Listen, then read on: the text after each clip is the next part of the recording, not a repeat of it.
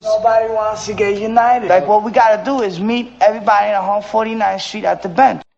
Alright, welcome to the bench, everybody. This is the second installment of this series, kind of bringing it back here with two other fellow artists here on YouTube, Grim and Voice One. I'll leave all their information below and their own helpful critiques and tutorials about some simple little tips and tricks that you guys can do to improve your own style and improve your own just technical skill. So this week I've got a submission here from SouthernGraff. He's an artist off YouTube. I'll link him and his Instagram and YouTube accounts down below, so you can go check him out if you like his work. He's a good friend of mine. And if you didn't see last week's or any of the other videos in the series, definitely go check them out. I'll link the playlist down below. But basically, he hit me up with this, and I thought it would be a great kind of, I guess, already change up of the kind of medium of the work I'll be critiquing, in that it's actually a painting on a train. Really sick bomb he did. He's be getting into that a little bit more. I'm not sure if he has any footage of that, but he hit me up with this photo and said have at it and critique it, even though he said he knew pretty much everything I was going to say beforehand, and he said the cans and stuff weren't working for him that night. So that being said, the drips and stuff he said were somewhat unintentional, but he rolled with it and added some more to kind of get it to flow, which in the end it kind of worked out for him. Definitely didn't distract from everything too much, but definitely could use a little ladder here on top, because you know, the kind of sprays were little just finicky up in here. Kind of drop that down, but yeah, that being said, I mean, technically the technical style in the piece is pretty good. Nice consistent structure to his letters. Got the pretty simple style to his letters. Really like the kind of drop down on this E to R kind of combo, making them both a little bit smaller and very lowercase. That worked well for him. Definitely kind of not a curveball, but definitely a different change up to the way I would have kind of perceived a standard throw up bomb piece, whatever you want to call it, on this train to be. I really like that. Really works well for him, as you know, the E might not necessarily be as tall as a letter if you were to do it lowercase, and it worked well that he stacked the two kind of shorter letters on top of one another. To the pieces that I think could use the most work is he's got this nice tag of the 232 over here, and then also the 232 on the right side.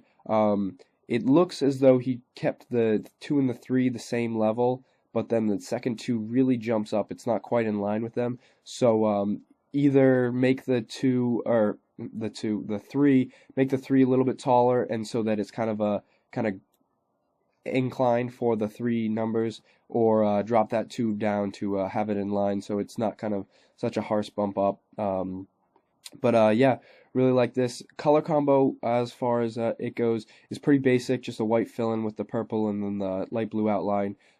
Could have maybe used one other color in the force field to separate the force field and the tags. That's just my preference. It works pretty well in this piece, but I'm not sure that it may have limited him in some sense, so would have liked to see a little bit more of that. And I guess the last piece I would like to touch on is, I know I can read it as it's Southern because I'm familiar with his work and know he'll be writing that basically, but the H and N are very, very similar. You can see the H has a bit more of a stem on top, whereas the N is a little bit lower, but I feel that it could even be more exaggerated, just because you know, they kind of do have the same kind of cut back on the bottom leg, and they are very similar letters when you do a lowercase h and a lowercase n. So that being said, I kind of went ahead and just shortened up the kind of stock to the H, and kind of reformatted it and everything, but I think it gave a lot more, I guess, easier read on the piece. Not that your letters need to be extremely legible all the time, but definitely the structure needs to be in check, especially when you have letters that look so close to one another as lowercase h and an n. That doesn't really happen with too many letters, so you don't have to worry about that too much, but just in this piece in particular, it's kind of something to consider, because I know I picked it out, but just it's helpful to have the good structure throughout. But I mean, as far as the T, S, and all the other letters, the structure is really spot on. Got a nice, almost perfect circle for the E. I really like those myself. And then the lowercase r. I mean, basically all a lowercase piece. You really don't see people doing that too much, especially with R's. A lot of people just stick for an uppercase R, but I guess the most common lowercase letter is probably an A, but he definitely went ahead and kind of went out of the ballpark with this one with the lowercase throughout. I really like that personally. And the style, like I said before, was pretty consistent.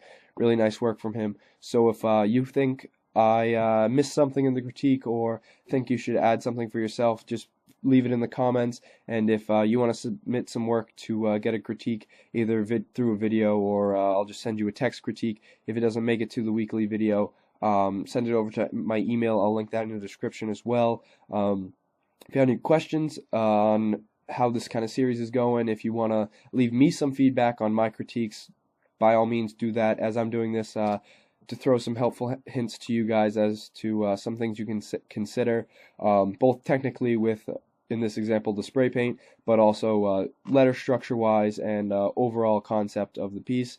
And if you like the video, hit me up with a like, and that's really going to do it for me. Peace.